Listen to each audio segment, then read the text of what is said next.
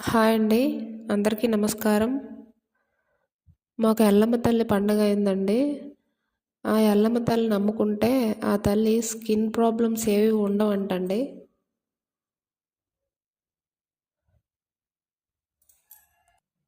ఆ తల్లి అందరినీ చల్లగా చూడాలని కోరుకుంటున్నానండి.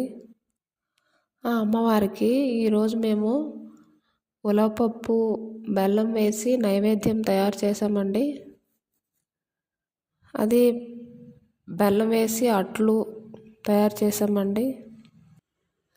ఆ తల్లికి నైవేద్యం పెట్టి మేము మా దగ్గరలో ఉన్న ఒక గ్రామానికి వెళ్ళామండి. అక్కడ గుడి ఉంది ఎల్లమ్మ తల్లిది.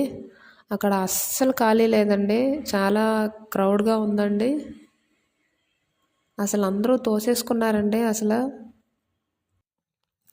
ఎలాగో ఏ కష్టపడో తర్వాత ఆ తల్లి దర్శనం అయిందండి. ఆ తల్లి దర్శనం అయ్యి ఇంటికి వచ్చేసామండి. ఎల్లమ్మ తల్లికి వేపాకులు, బియ్యం, ఉలవపప్పు పట్టుకొని వెళ్తే చాలా మంచిదండి. ఆ ఎల్లమ్మ తల్లి మనందరినీ ఏ స్కిన్ డిసీజెస్ రాకుండా చాలా ఆరోగ్యంగా ఉండాలని కోరుకుంటున్నానండి.